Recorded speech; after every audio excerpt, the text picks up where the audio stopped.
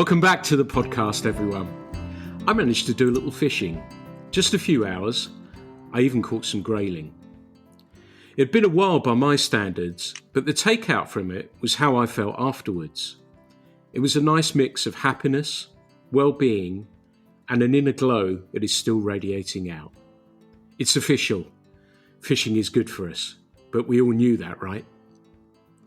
So on to my guest, who has lived and breathed fishing via articles, films, and a lot more, while, as many do, juggling a busy life. He's travelled extensively, ties flies, and plays a mean guitar too. I'm pleased to be joined today by Jay Bartlett. Good to have you here, Jay. How are you doing? I'm great, thank you, Pete. Thank you for having me. Well, we've talked about this for a little while, so it's great to be able to catch up. But what are you up to at the moment? Oh, right now I'm doing a lot of preparations for the summer season in Greenland. My kids are desperate to get out and do some fishing soon as well. But as I'm sure you're aware, down on the Cornish coast, it's pretty rough this winter. So still waiting for that window of opportunity. So does that mean you've been tying lots of flies? Yeah, a ton of fly tying at the moment. I'm in a lucky position where I get to tie pretty much all of the flies that the guests will be using in the summer. So yeah, hundreds and hundreds of flies at the moment. I make no secret of the fact that I've fallen out of love with fly tying, and I see it as some form of punishment. But do you sort of kind of enjoy doing it and sitting down and setting everything up for a session? I do, yeah, because in the past, I think I've been a bit hard on myself with trying to tie as much as possible in a short space of time. But I've got a good balance now where I'll set a small target on a daily basis. So consistency is the key, and not to overdo it, especially if you have a lot of other things going on at the same time. But I don't need to sit down and do 100 in a day. 30 is perfectly fine, and spread that over a few days. Just sat down in an evening watching telly or something with my wife. It's can be quite a relaxing way to finish the day. And are you hypercritical of those flies then? Because you're tying them for other people, does that mean that the bar is incredibly high and even the slightest little thing that flies don't scrape through, they have to be regimented, do they? I used to be like that. I would say last year I was given I was given the task of tying 300 of the same pattern, and it was a bit like that. It was like trying to make sure that every single proportion the tolerance was as small as it could possibly be. But it I kind of realized after the last season that it just wasn't important. As long as they were pretty much bomb proof in terms of how well they're tied, will the one go with a fish, their teeth just rip through the threads in certain places that's going to completely destroy the fly. But those are the things that I started to narrow in on instead, is just making sure that the critical parts made sure that the fly would actually stand up to more than a handful of fish. So this year, I think I'm a lot better with it, and it comes down to more specific things, like it's like in your mind where certain points of the tying should be, proportion wise, or location on the shank of the hook or something like that. As long as you get somewhere in that tolerance, then it's actually all right. So yeah, this year has been a lot better because I was so critical last year. I thought, you always wonder, will the flies actually stand up to it or not? But there were no complaints, thankfully. And I was there on a couple of the weeks with the guests, and I said, I tied most of your flies, so if there's a problem, just come to me. But nobody did, thankfully. So congratulations. I can only assume that somebody who asked you to tie 300 didn't like you very much. No, it's actually a pretty good setup. It's, as you can imagine, traveling fly fishing, it can get quite expensive over time. So it's quite a simple thing that allows me I can tie flies, and it just knocks a bit of the price off of the trips that I like to do. So it's a nice way to do it. I can spread that over time to do it as well. That makes perfect sense. And does that mean when you're tying that you're one of these people who will have everything laid out? So say you're going to tie your 30 flies. Do you have the materials for those 30 flies ready so that everything works seamlessly?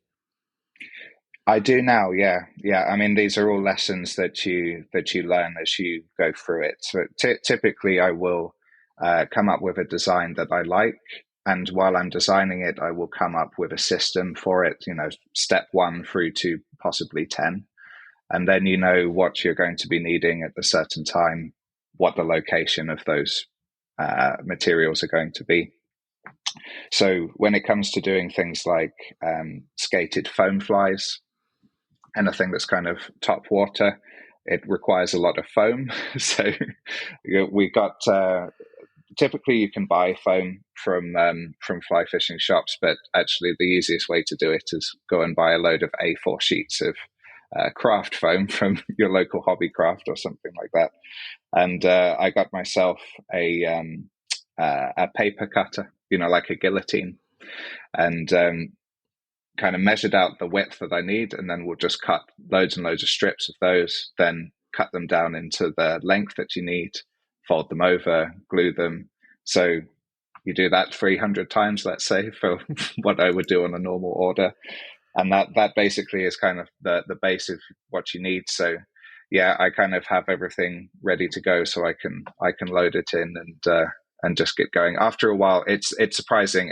Every day you sit down, maybe the first fly or two you need to get right, you need to focus on, and then after that the autopilot kind of switches on because you have everything within reach and you know what you're doing. So yeah, it's quite interesting actually. Stuart Foxall was the one that kind of put me on to doing this. The first clue was that he used to upload these pictures of incredibly impeccably tied tube fly bodies with no wings or hackles or anything. And it kind of gave me the clue that yeah, maybe this is the faster way to do it. So in some cases I may do it that way as well, where you kind of prep one stage of all of the flies and then go back and do the next stage of all of the flies. It really depends on the pattern, but yeah, that's been immensely helpful. Something that could usually take 10 minutes, you can reduce that time by half if you really get some kind of system going.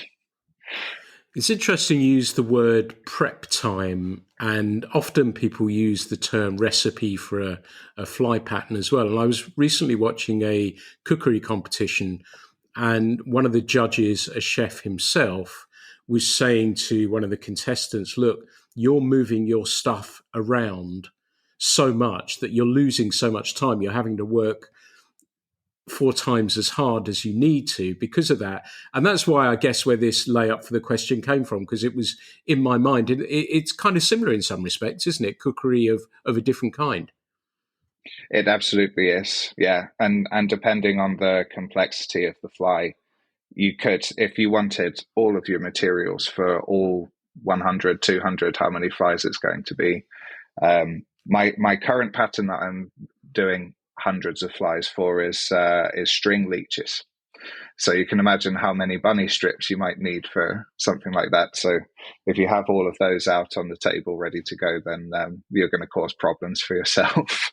But yeah, it very much is that kind of, if you need to do a lot of flies, it comes down to kind of regimented ingredients lists. But I think I've always been that way since the first time I tried to tie a more complex Scandinavian style tube fly. There's a lot of components that go into the most fully dressed version of those flies. At least that seems to be the version that a lot of people get sucked into and accidentally spend a lot of money too quickly.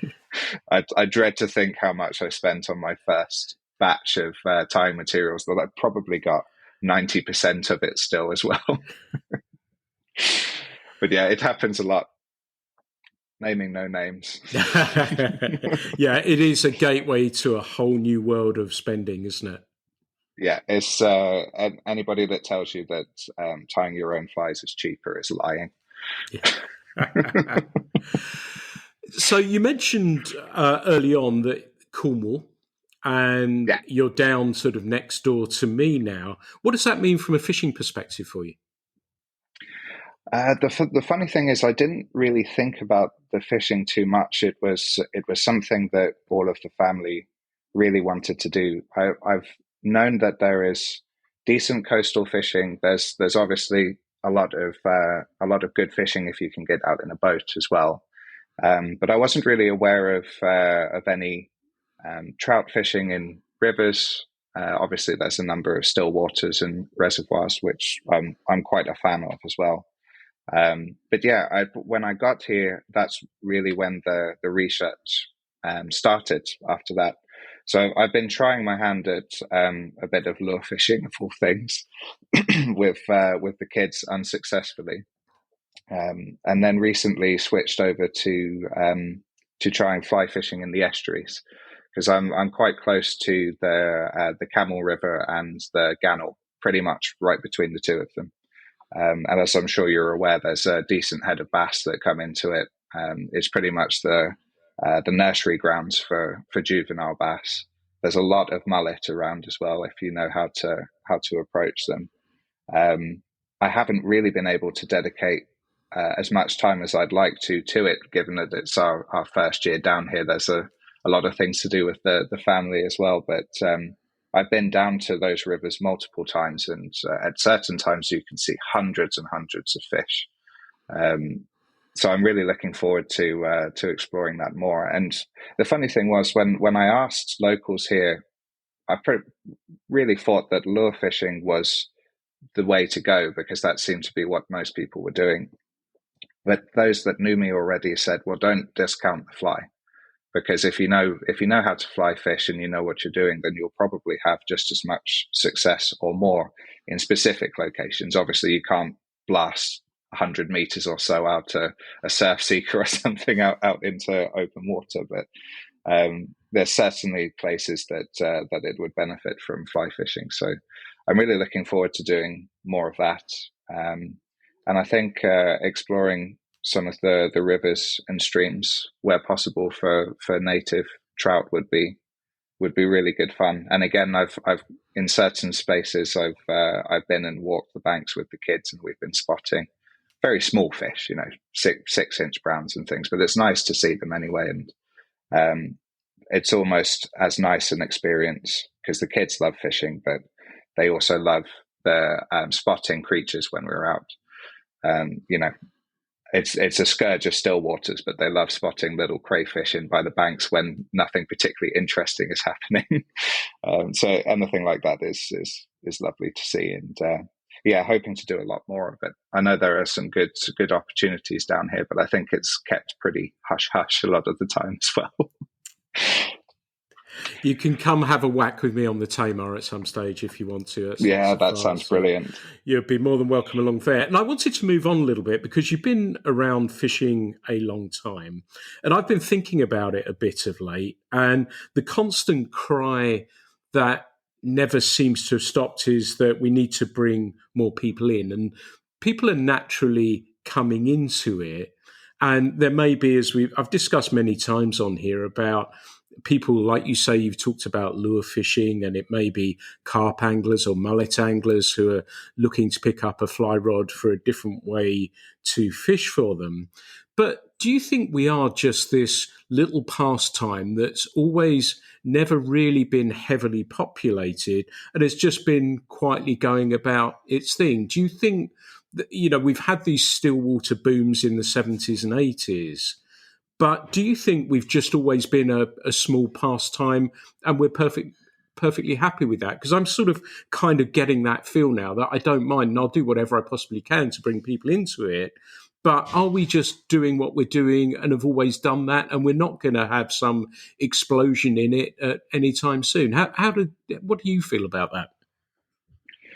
It's a really good question. I think a good topic that stumps most people because my general interaction with things like this, and you working in media as well as I do in a small way in this industry and others, and what I do notice is that the negativity is a lot louder than the positivity most of the time, which you could pretty much say is anywhere in the world right now. But it is that kind of thing that maybe things are as they were. It's just as things with social media, for example. It's just you hear people complaining about this more and more. The only thing I would say maybe is that, and I do think it is an issue, is that there is a bit of a barrier to entry in terms of cost. Getting kids onto waters and getting them interested in fishing is a challenge, I think, unless they have an adult that is willing to take them. I never really kind of considered this to be an issue when I was younger, because my earliest memories are fly fishing on still waters, because my dad used to bailiff on a local still water, and that's kind of how fishing has always been around for me. So I never really considered that other kids wouldn't. I remember going fishing and there would be kids turning up with their dads, but that might be part of the problem. That it's just expensive in most cases. I mean, a still water ticket, catch and release or not, these days is typically going to be £40 and up. That's a lot for a teenager. Probably getting some help from their parents if they wanted to go. I mean, salmon fishing has always been at the top end. I know there are opportunities. People always like to point out you can go and fish for 20 quid, 30 quid in the spring in some places, but that's tough on anyone. But yeah, it's difficult to say really. And as you said, whatever you can do to kind of encourage younger people into the sport is a great thing, because there's always a need for passing on generation to generation what we're doing. But the funny thing is, my younger cousin, he's a lot younger than me, he's just turned 17, I think. He switched on to fishing all by himself, no influence from his parents. He just started fishing on the Thames, where he lives close by to, and he's completely obsessed by it, to the point where he kind of chews his parents' ears off all the time, and they don't want to hear about it anymore. So I don't know. I think there's always going to be young people that just love the look of the sport and give it a go, and they get bitten by it like we all do. And yeah, it's interesting though. The point you make about the social media as well is, I just wonder if some of it, and I don't look at it. I look at it, but I don't really look at it that closely or worry about it too much. But I wonder if part of that is that sort of winter feel. And I used to see it when I used to look at fishing forums as well, that it always used to get a little bit bitey and snappy during winter, particularly when it's a miserable wet one as we've had here, that people do get a little bit of the shack nasties. And I wonder if that's a way of getting that out. And also what you say about people coming into it. And we have, of course, as I mentioned many times, the seed is being planted. And I was thinking about what you were saying about encouraging your kids, because it's very difficult, isn't it, when you're passionate about something, not to force your pastime onto kids. And I was having a conversation with Sean, my friend Sean in Scotland, just the other day, and we were saying about how fly fishing as a whole is it feels as though it's shifted via social media a little bit, that it's about the fish welfare. It's not that fish is the end product of the day. And we're starting to see that movement, but also the younger people who are looking at that in a slightly different way and bringing them in on the wider scale of things. Do you think that's possibly the way to do it, and how we may embrace people slightly older than the young schemes that we have? But like you said, your cousin or your family member of 17, from that sort of age up to around 30, I think is the target audience for people who've had the seed planted, and then bring them back in that way. Do you think that might be where we can bring people? Definitely. If I look at my own fishing when I was younger, I used to do stillwater fishing with my dad, and I love that. But being a kid, there's a million other things that you want to do, mostly sports in my case. But it's, as you say, it wasn't until a bit later on, when we started doing more like annual trips to Scotland and salmon fishing trips, where, because you're left to your own devices, especially as you get a bit older, you've got your own responsibilities, you get your own experiences. It's not a shoulder to shoulder thing so much anymore. That's where you really begin to learn whether it's something for you, or you start to, especially in fly fishing, develop casting skills, develop some watercraft and things like that. So it is probably at that point where your natural abilities for these kind of things pick up, your interest picks up.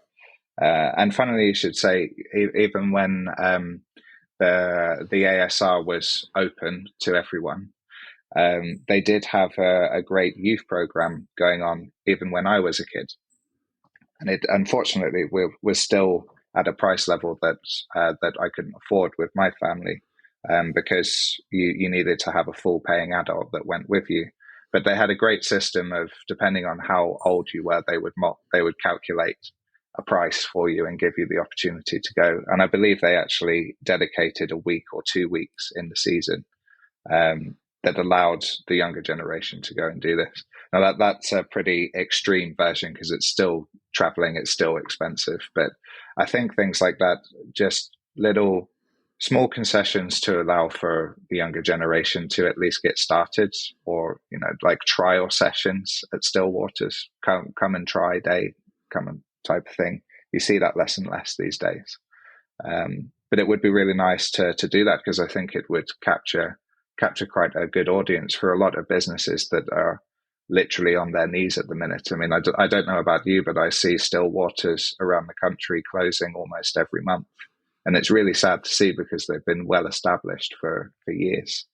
Of course, there's multiple reasons for that, feed costs being the main one. But yeah, it's a shame that it seems to be the prices are ramping up, and places are closing down. So it's not surprising that it's becoming harder and harder for kids to get in, or even, as you say, like young adults that might be spending whatever small disposable income they may have on a hobby. They're almost priced out of it most of the time, I believe. Yeah.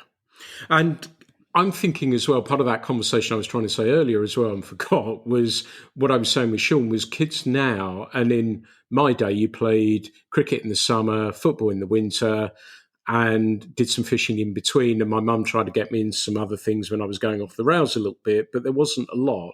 But I don't know if you see that, do your children do lots of other things as well? So they're sort of being pulled away from that fishing with mum or dad type situation because there's so many other things. Are you seeing that as well? A little bit, although I've been really careful with the balance of introducing them to fishing. So I took them a couple of times just because they were interested, and then I always had this rule that if they don't want to go, they don't want to go. I'm not going to drag them along just for the sake of fresh air, because there's lots of ways they can do that. But also, if I had planned a trip and they really wanted to go, that I wouldn't say no to them, because that's just a killer. I mean, that for kids, they pick up and drop things so quickly, and if I'm not showing an interest in their interest, then it's a quick fire way to kind of lose them forever. So so far, it is at that stage now. If I say I'm going fishing, I haven't had a day fishing to myself in forever. The only way I can do that is if I'm jumping on a plane somewhere, maybe. But yeah, they love it that much. Well, one of them is less interested in the other. He's more interested in nature. They're twins. I probably should have mentioned that. And they're just now starting to take their own paths. But one of them, interestingly enough, the one that is really, really interested in the fishing, Alex, he's the most sporty.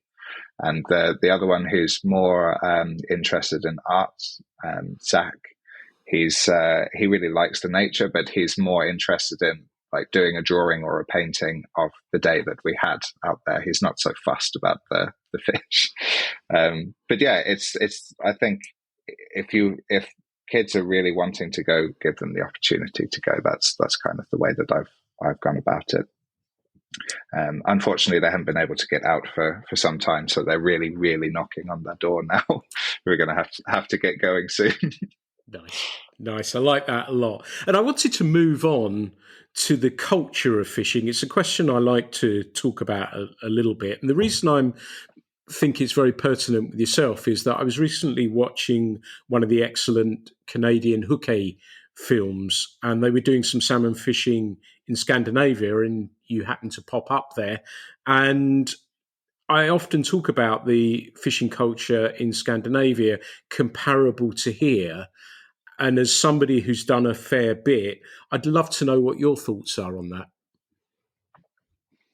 Yeah, the Scandinavia in general is can be quite an education for anybody that really wants to expand their field of view in salmon fishing, or learn new things and new ways to approach the water. I got very lucky, really lucky, getting involved with the fishing up there. In typical ways that I do the fly tying now to help out with trips.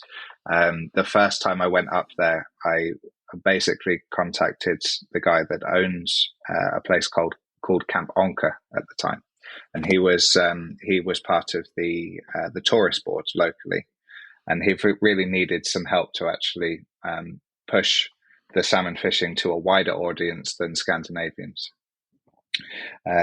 So I ended up offering him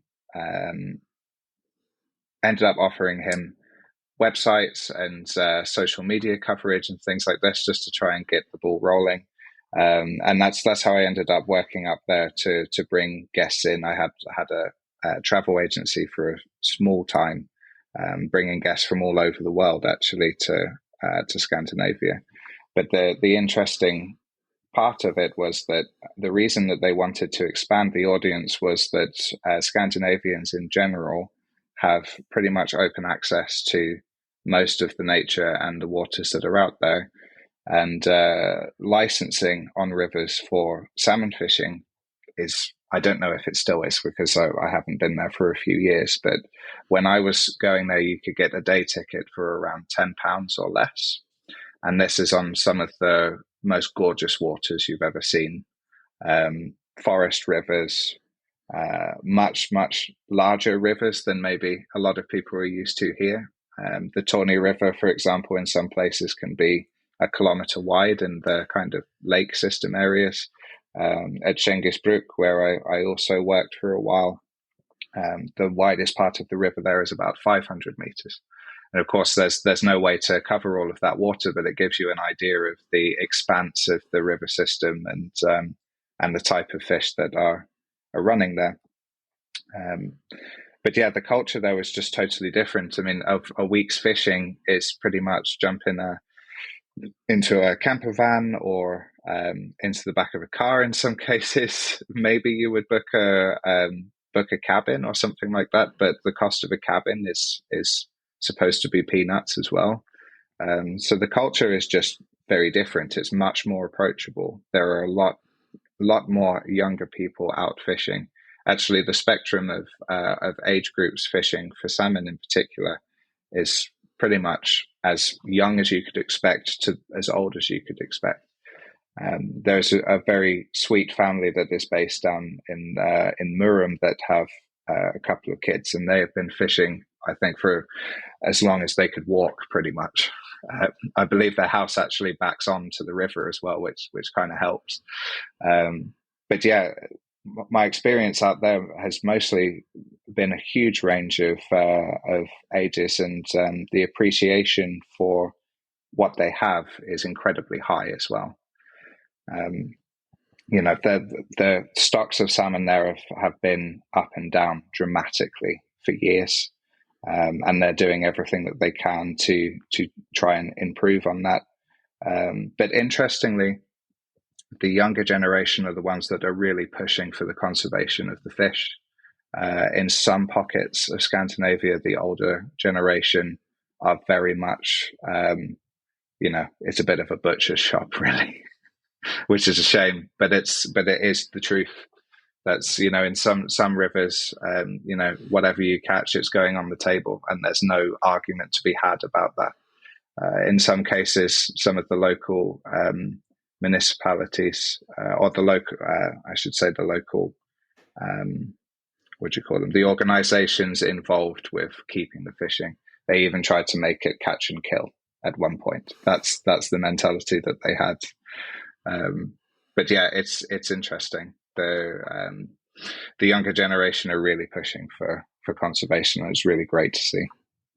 Yeah, that is pleasing. I think we're coming and circling around that access is the big difference, cost is the big definitely. difference, and that's why it's available to so many people. So I'm pleased we covered that one. And I think, like you say, the conservation thing will change as the younger. I always think as fishing as a ladder, and everyone continually is moving up a rung of it, and so that conservation thing will continue to come through. And I know there are the arguments that, well, people won't fish if there isn't the option to be able to take a fish, but I'm starting to see these things change completely now as well. And with photography, and when we think about the younger people fishing as well, we're not seeing those fish held right up out of the water. They're in the water, it's a quick click, and they're gone, rather than carefully staged. And I think we're going to continue to see that. But I wanted to move on a little bit as well and learn. I'm getting a lovely idea of you as a person and as an angler, and how fishing has always been a part of your life, from your father being a bailiff on a still water. Was there actually a moment, though, when you realised fly fishing, yes, this is for me, and it's going to be a part of my life, and has continued to be? Yeah, on and off, I would say. I was really, really into it right up until I was about 17 years old. That was just because I didn't really have much else going on in my life. I was really into sports and things like that. I had a stab at being a professional tennis player when I was a lot younger, and then when it got to the point of severity where you're going to have to travel around the world on the ATP circuit and everything, I was like, nah, I don't want to do that. So yeah, fishing, I always circled back to fishing. I always loved it. But it wasn't until later, I was probably about 22, when I wanted to go and check out the fishing in Sweden. And I ended up there all through a short but sweet musical career that I had before that. So when I was 17, I was lucky enough to get onto a European tour with a couple of bands that I grew up on. And that kind of spiraled from there. I was touring around Europe and the US for 5 years solid, a lot of recording albums and things like that as well. And music totally took a backseat because the touring season is basically the back end of the salmon season when I used to fish on the Deveron. I always had the last week in October on the Deveron, and that was kind of, I remember the reason that I didn't go the following year was because I was in Germany playing a show or something. So it's just, there was no possibility for it. And it kind of just dropped off because the focus, I didn't have an opportunity to focus on it. But by chance, I ended up in the north of Sweden on these tours, and driving along the coastline there is a single motorway. I think it's called the E10 or the E4. I can't remember. But as you're driving along it, you pass all of these beautiful peat-stained rivers. And I was looking down at them thinking they have to be salmon rivers. There's no way that they're not salmon rivers. And after about an hour of research, I figured out that pretty much every one of them were either salmon or sea trout rivers of some kind. But the information on them was basically zero. So it took a little while to kind of figure it out, like where I should go. And that's how I stumbled on this thing in Kamponka. So it wasn't until I went out there because I wanted to take my brother on a graduation trip. That's what it was. So we kind of went up there as like a fun, jolly. Went up to York Fall for a couple of days, which is another great location up there, and we went to Camp Onka, and I lost a couple of really, really big fish, like 30-pound plus, easy. And I managed to land a decent size fish in the teens, which is always a good consolation. And that was pretty much it. There was the offers to kind of keep working with it, just slowly snowballed into something that I figured, well, the music stuff isn't really what I want to do anymore. Maybe I could have a go at bringing guests and hosting guests and helping kind of build this, not a brand, but an identity for these locations and rivers, because they just didn't exist when I was looking for the information. It was very, very closed off, or it was really, really old forums, all in Swedish, that you had to translate with Google Translate just to try and figure out where and what you should be doing. So yeah, it snowballed like that. And within the space of a year, I was working for Loop in the media team. I was helping develop the destinations out there, but I'd also been watching those movies made by Huke, and I absolutely loved them. That I think that was one of the key inspirations, was actually watching their videos before any of this, and just seeing it was, as you mentioned earlier, seeing them and how they approach the water and just how much fun they have. And they were all kind of guys in the same age bracket as me, maybe just a smidge older because I was quite young at the time. But yeah, seeing all of that, it was a huge draw, and I figured I would have a go at it. And it was at that point that I actually got in touch with Fred at Huke and asked him if he would be interested in coming to Scandinavia to do something. And that was basically my whole involvement in the thing from that point. I handed over to my friend who actually did all of the hard work, getting them over and arranging for them to do the filming, because it's a big thing to get a whole team of people over and all of the camera equipment. And but as you know, they do an impeccable job anywhere they go. They're fantastic at what they do. They manage to capture the essence of what is happening there. And I think the key ingredient for them, which they stumbled upon by accident as well, was this people you meet thing, which is how I ended up on it as well. Again, that was by accident. It's only because I caught a fish when they were trying to film something that I ended up in that tool. But that's one of those things they kind of pick up on. Okay, who are the people here locally that really matter to salmon fishing and are really making a difference? And they did a great job of doing that with people like Lars and Ronnie and Kalle, who are all live there, and they all contribute, in my eyes, massively to the whole culture up there and the conservation of the fish. As I'm sure you've seen since the years that have gone by, they do an incredible amount of work up there to try and keep things going, because it's been a rough couple of years as well. Yeah. Very, very good, and a lovely, eloquent answer. And listeners to this podcast won't forgive me if I don't ask you, A, who were the bands that you were working with, because lots of them are music fans. And secondly, going from being on a stage in front of lots of people to the solitude of a river, did that take some adjustment as well? Well, first answer is the first tour that I went on was a band called Shinedown, and they were supported by Soil. These were bands that I grew up with, early 2000s, because I'm only a baby still, really. But yeah, that was the first tour. Then I did one with Chris Daughtry, who was years ago. He was part of American Idol.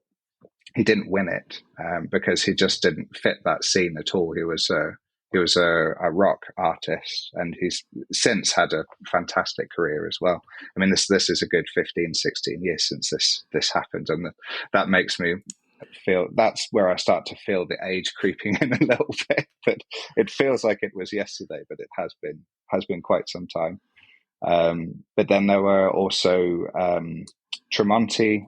That was he's part of Alter Bridge, which some people would know. It's more in the heavy metal kind of category. Hailstorm, Steel Panther, which if anybody wants a good laugh, go and check them out. They're kind of like spoof metal, I would say. As much taking the piss out of yourself as you can. They're a great laugh. Really, really great people. And there's probably more, but I can't remember.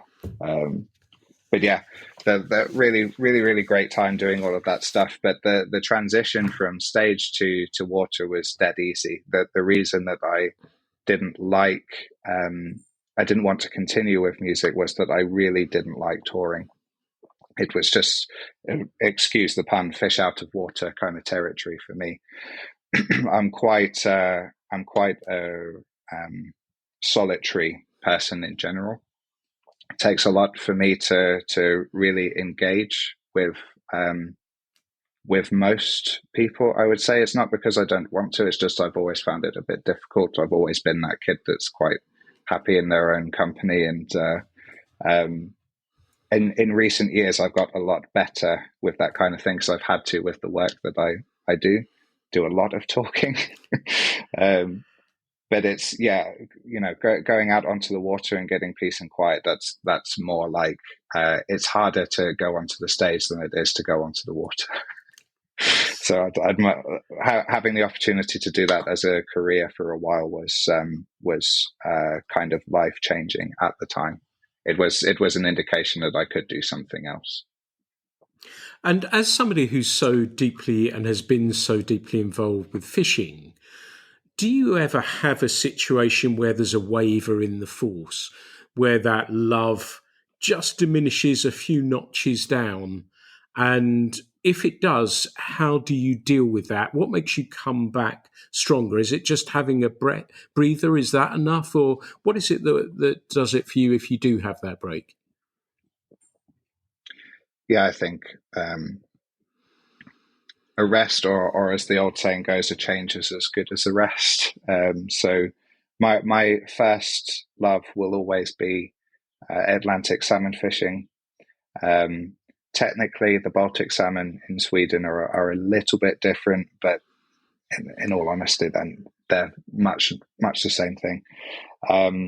So I have had streaks where you just don't connect with anything, or you just get all the worst luck in terms of weather and river conditions. If a river is completely blown out, especially spate rivers that I'm used to fishing, when the Deveron comes up, it can go up 18 foot, and you're more likely to catch a tree than you are a fish.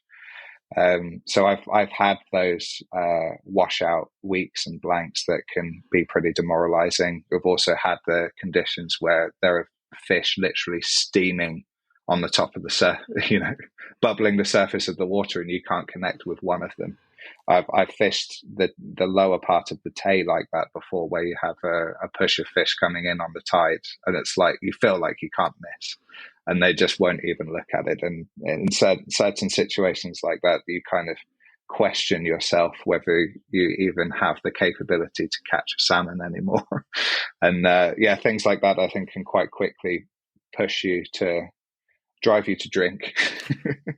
not in my case, but you know what I mean. And but for me, I have such an obsession with fishing, or like the components of fishing, whether it's casting or fly tying or whatever it is. Then I can always switch from one thing to the other.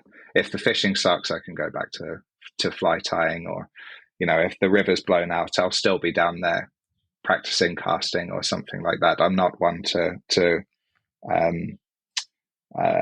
sit up in the hut or the house or whatever and just be miserable about it. At least you're outside is the point, I guess.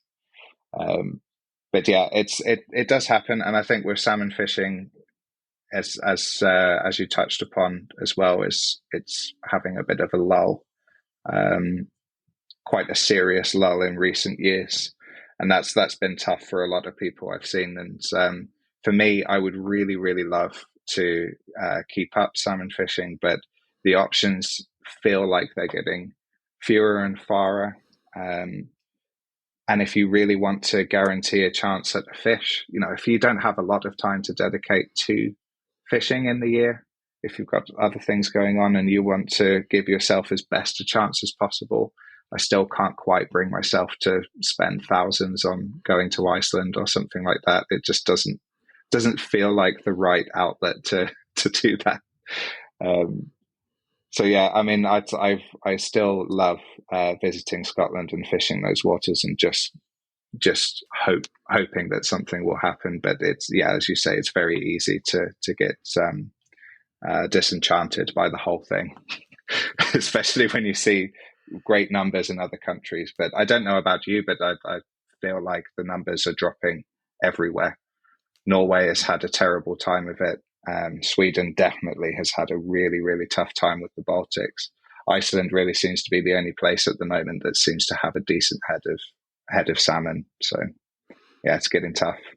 It absolutely is, and it's keeping the faith with it as well, which I continue to do. It's funny you mentioned the Devon because I know that pretty well too, and have been there when the rivers come up 15 foot and booked my flights home knowing that was going to be the end of it. But yes, those, it doesn't make me love it any less, and I will still stick with it until that line, particularly where we are here. And I had Colin and Ian on recently who said, the Tweed was good last year. And Rob, who's been on as well, said that Grilse Run was good on the Tay. So I'll take those. My big concern is water temperature and whether that continues to rise.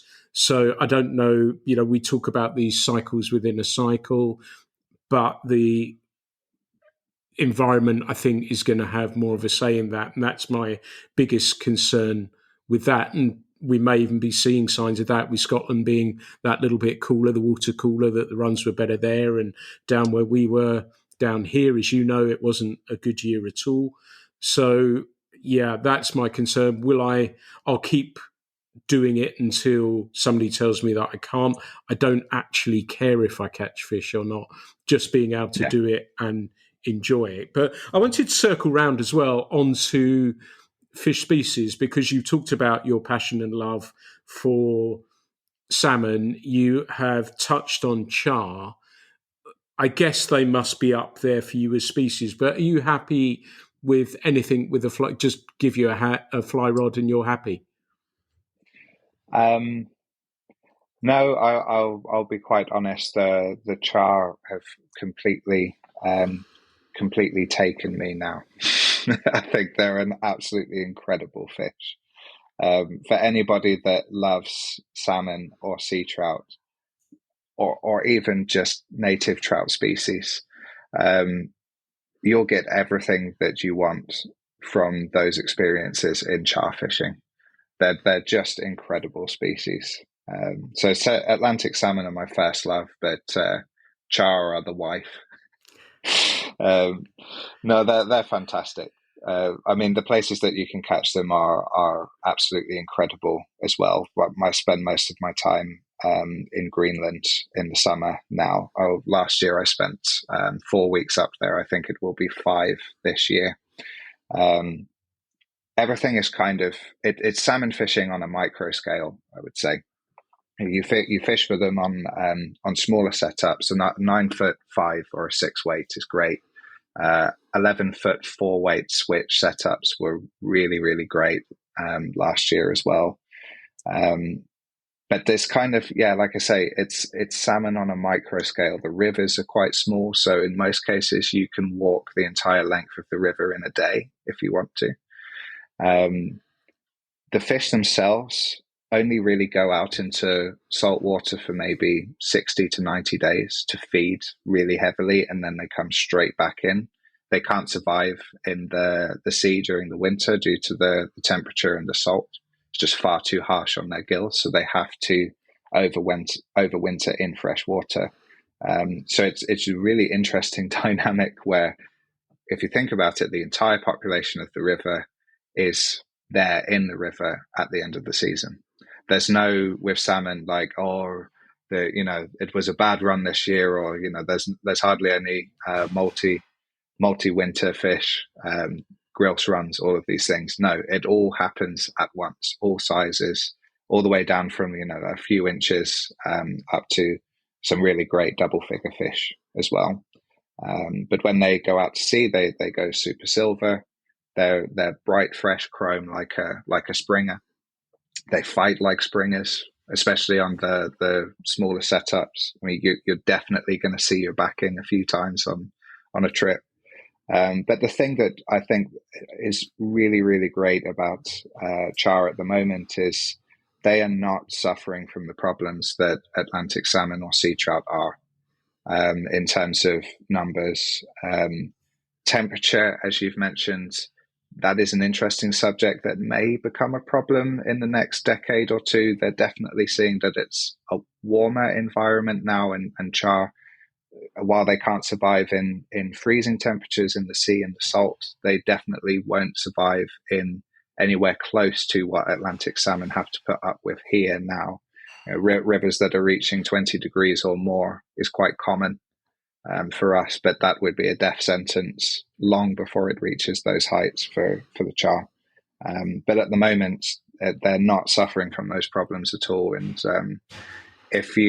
I always used to hear old stories from my dad or from gillies. There's a lovely gillie called Nick Anderson that used to be on Inverechny and Montcoffer in the Deveron years ago. And he had stories about there used to be so many salmon in the river that you could walk across their backs. This is the case with the Char in most cases. I've been very lucky to take my camera equipment up there and have a go at filmmaking, and some of the shots that we've got bird's eye views with the drones, the water is just black with fish, to the point that we don't even fish on those, because the likelihood of foul hooking them is pretty much like 99 times out of 100. But the fact that the stocks of fish are that healthy, and that you can see that many wild fish in one place, much like Alaska and the Pacific runs that they have there, although that's a very, very different thing entirely. The Char in Greenland are Atlantic Char. They're very, very close, in my opinion, to the life cycle and what is going on with our Atlantic salmon. So to see an Atlantic migratory fish in those numbers now is just incredible. So yeah, I mean, I'm totally hooked on that. Loads of people have said, "Oh, you should go and do GT fishing, or go try bone fishing, or get into the saltwater stuff." Like, I'm not that kind of person. When I find something that I really love, I want to know everything about it. I want to figure out everything that I possibly can. Although there is always that old adage of the more you know, it feels like the less you know. That's definitely the case in salmon fishing for me. Like, I uncover something and I just feel stupid immediately. Like, why didn't I think of that before? Or it will just, it will never happen that way again. That seems to be the case with salmon.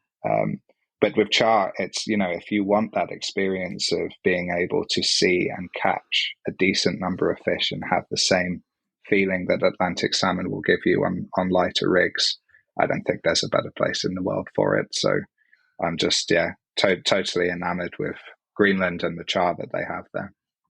And it looks fantastic. And I've got to put my hands up now and say that Jay's not asked to come on here to talk about this. We've been chatting for a little while, and he's made a film about the fishing that he did there and narrated it and sent it across for me to have a look at very kindly. And I absolutely loved it. I love the narration, particularly with it, which must have been a Herculean task, because it's not a short film as well in some respects. But go have a look at that and you'll get what Jay is on about, because it looks absolutely phenomenal. That must have been, as I've just alluded to, quite some task putting that film together and writing the script and narrating it. Yeah, it was all theory based. Like, I had no idea that it would come out anywhere like what it was. I just thought, like, I'm trying to build something there where I can bring guests to come with me, because it's always lovely to have that experience with other people. Even though I'm a solitary person, when I still have that bug from when I worked with Baltic Salmon, that you kind of want to pass on what you do learn and help people have a great experience. I really love that. So making a film kind of seemed like a natural progression, because other people had made films before, but I didn't feel like they properly showed what the destination is. It's usually, and I'm not saying that a lot of the shots in mine are not cinematic, but quite often these movies they're meant to be inspirational, right? They are influencer designed to make the place look as awesome as it possibly can in a really, really short space of time. But I'm quite particular about the details of things. So I wanted to create something that really showed people what it's like. So this is your living quarters. This is where you're going to eat. These are the different parts of the river and the techniques that you're going to have to apply to these different parts of the rivers, rather than just making it like you're jumping from the bottom of the river to the top of the river to a completely different part. It was really important to me that we kind of segmented. This is going to be your experience on this day if you're going to that location. But at the same time, I didn't want it to be like super boring and just plodding along. So there are a lot of these kind of sweeping cinematic drone shots and things that I had no idea whether I could do it or not. I bought a drone at the beginning of the summer, and I was so scared of flying it. I went to Bedrothen, which is 5 minutes away from me, the Bedrothen Steps, which is a really famous landmark in Cornwall. And I just put it up for a test flight. And the first flight that I did, I flew it about 50 meters and brought it straight back again, because I was so terrified that I would crash the thing or it wouldn't look any good. And I'm really like that. I'm way too critical with things that are creative. And that's one of the things that I loved about music. I was more into the studio bit than the touring. That's why I stepped away from it. But I wanted to make a film for years, ever since I saw the first Hooké movies and I was involved in those films. Like you say, I was like, I could do that. But I never really had the confidence to just give it a go. And this year when we went there was like, I just forced myself every day, take the camera. It was horrendous lugging all of that equipment around, because we were walking like 20 kilometers a day, and I had mirrorless camera and the lenses. I had the drone, I had GoPros and all of these other things. And it's just insanely heavy bag before you put any of your actual fishing equipment into. But when we got it back, there's lots of little things I realized I'd done wrong, things out of focus. The exposure was completely blown on lots of shots and things. So had to use what we could. But I was really, really pleased that it ended out the way that it did. Like I say, I had no idea that it would turn out that way. But I had to kind of piece together all of these little skills that I self-taught over the years to be able to do things that I wanted to do, whether it was around design or working with film. Obviously, there's a lot of audio in there. But the audio, the recording of the voiceover was the easiest part. I set the edit up as it was, the final cut, and I just set up the microphone, and scene by scene, I would just record what came to my head or what I felt like I needed to say. And if I didn't like it, I would just scrub it and do another pass and then just leave it. So I think I did the voiceover in maybe a couple of hours in one evening. Because it felt natural. I didn't want it to be too salesy. I am making it for the essence of trying to like encourage people that Char in Greenland is a destination that you should go to. But at the same time, I kind of had to ride that fine line of what would I like to see if I'm really interested in going to a place, but I don't want the whole thing like shoved in my face as well. So it's a difficult balance, but I really, really enjoyed doing it. And the upshot of it is that the guys that run the operation out there, they've asked me back this year to do the same thing for 2 other rivers. So we'll have 2 more films in the same vein coming. And I think we'll try and do some kind of like supercut of all 3 rivers to make like a ultimate fishing in Greenland type thing. maybe a bit more documentary based, where we'll do some piece to camera stuff on the river as well. But we'll see. That's a nice thing about creativity. We don't know what it's going to be just yet. We don't know how it's going to pan out, but we'll let the conditions and what happens on the day dictate what will happen. And that's the cool thing about filmmaking that I discovered, was that you get what you get on the day. If there's a big fish, you need to be ready with the camera. If the weather's crap, you just have to do it anyway, because you don't know if tomorrow is going to be the same. If you get great weather and great lighting, film something, because the chances are you're not going to get it again. I think, I need to save the battery for something else. It's just, it's never the right way to go. Well, you managed to pull it off beautifully, and it has honesty, it has integrity. It's not one of these sort of fishing porn films as well, although there's lots of beautiful fish in there. And that's what I kind of like, where they're contrived, some of these, and people think it's just a fish, and it's a whole lot more. And I love that you said that you just spoke from the heart with the narration, because I know when we were talking about it, I said how much I enjoyed that part of it. And that is, I guess, easy to express. And I was going to start, as we've come just over an hour now, but there's a question I wanted to ask, because in the introduction, I talked about being topped up after going fishing, and I sat in a cafe to warm up because I had a hole in the bottom of my waders as well. And I just wrote a few words, which I put on my own socials shortly afterwards. And I felt that I was in a good place to do that. Do you find that after you've been fishing, or if you've had a good fishing experience, that triggers that creativity even more for you? Definitely. Yeah. Definitely. As you know, you're also in the media side, and the thing that I had to learn a long time ago is that what you do this time around it will be what it will be, but it won't be the best thing that you ever do, and you need to get comfortable with that. So when trips do finish, it's more like, okay, what are we going to do next? That's exactly how it is now. As soon as I finished that movie, I was like, I know so many things I could do better next time. Coming back from, I did go back to Greenland after making that trip for something else, and we did film something then. And I kind of used all of those things that I'd creatively felt like I needed to do the following time around. And but even coming back from that trip, I was like, we got some really good stuff, but I know exactly what I'm going to do next time, and that's building up for this coming summer now as well. My back is going to hate me because it means more complicated equipment that's coming with us. But yeah, definitely, there's a new dimension to fishing now, which I think is maybe a bit of a curse for anybody that's working on the media side. Is you're not just thinking about the fishing anymore, you're also thinking about what you want to do to kind of capture all that stuff. And as long as people want to see it, then it's worth doing it, right? As soon as people just, it's the same old crap, then it's probably time to knock it on the head. Yeah, you're dead right. And that's what drives you on.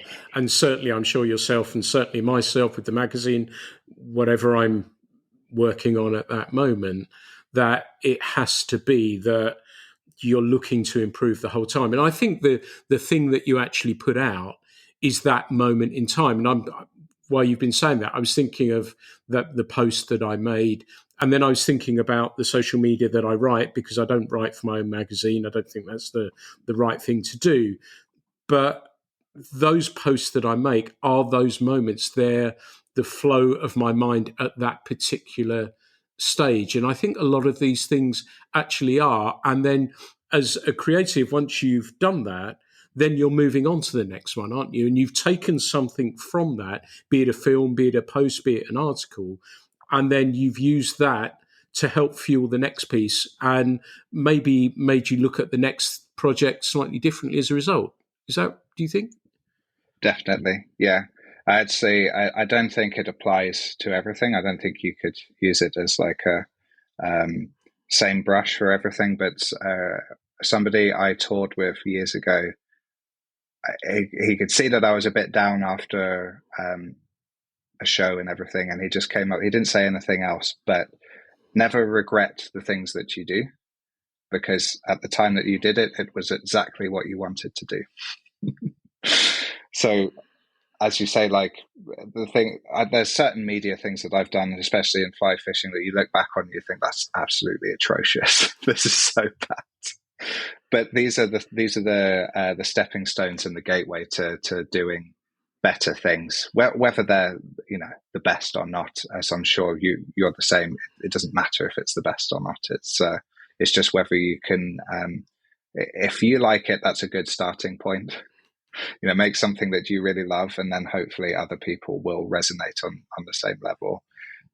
But I'm sure if you, for yourself, if you look back on the first issue of the magazine that you did, the contrast between the first one and now, I'm sure that is pretty big. Yeah, it is a bit actually, but I think the ethos has remained, I think because the thought behind it was so clear that it has, and I think John certainly as a designer has just knocked the ball out the park with it. But yeah, I think there are things that we've tweaked, but we've looked to push things not for the sake of it, but just to say, look, we can say this, people can say this, and allowing within that what we're doing, the creative people that we're publishing to express themselves. So yes, I think you're dead right that it's allowed me to say to them, look, that's okay. Don't be frightened of saying what you want to say. And I think that's probably really, really important for me. But yeah, I just wanted to segue a little bit because I thought it was an interesting route to go down. But like I say, we're well over an hour of chatting now, and I've got the last dreaded question for you. The Fly Culture Road Trip pod mix, whatever it's called, I can't even remember what I called it now. Have you got a song choice for it?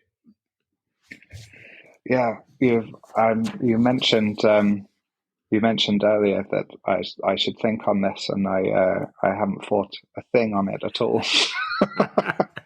I must admit, I actually know a few people that listen to music on the river, and I tried to do that at one point, and I couldn't get on with it.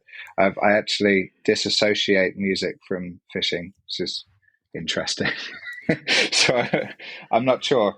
The only thing I would say is that I really I'm inspired by the more classical type of things when it comes to nature, I guess. So there is an Icelandic band called Orstedir, which is as difficult to spell as it is to pronounce, but they have this really, really beautiful musical piece, no vocals or anything. I think it's basically just piano and violin. It's a song called Row. I will send you the spelling of it because it's difficult to find on Spotify, but it's just a really, really beautiful piece of music. Every time I listen to it, I can't help but imagine like a misty morning on a Scottish salmon river in winter, waiting for those silver fish to start cresting on top of the water. It instantly places me right there. That's why I love that kind of thing so much. But yeah, that would probably be it. Maybe a very different song choice to anything else you've had before. It certainly is, and it's a good one.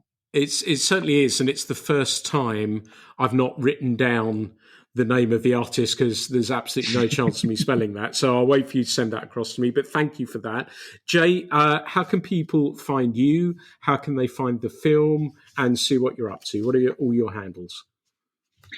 I believe you can find me Jay Bartlett Fishing on both Facebook and Instagram. If you want to just contact me directly, it is contact@theflytire.com. The Fly Tire is a business that hasn't quite got off the ground yet, but that's the reason behind the contact. Fantastic. Well, go along, make sure you give him a like and a follow. That would be really, really cool. And what about the film? Because I think people should see that as well. Yeah, the film, you can find that on YouTube under the channel The Fly Tire. It's called, the location is called Camp North. So as long as you search Camp North, you will find the film because you'll see my stupid face on the thumbnail of the video. But yeah, anybody that could give it a watch, by all means, let me know what you think of it in the comments, and I'd be really interested to see what people think of it. It's a totally new thing for me. I hope that the next ones will improve, like we've talked about. But yeah, it was quite a privilege to make, actually. So yeah, I hope you enjoy it. Well, I look forward to the next one. And Jay, it's been fabulous to catch up. My hope is that we get to catch up on some water. It sounds like we've got some similar rivers that we know and love as well. So I'm sure we'll continue talking after this. But I would like to say a massive thank you for being a guest on the Fly Culture podcast today. And thank you. I really, really enjoyed being here. I think it's been years since we tried to make it happen. So yeah, that's been brilliant. Thank you very much.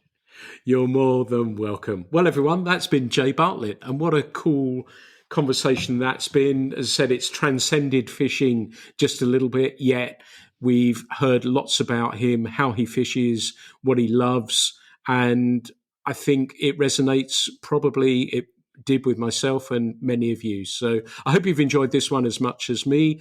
As ever, there'll never be any charge for these. It's just wonderful to be able to talk to people like Jay about their passion, my passion, and your passion. So thank you so much for listening to the Fly Culture podcast. The Fly Culture podcast is brought to you in association with Fly Culture, a quarterly published magazine owned and run by fly anglers. When it comes to fly fishing, we've got you covered.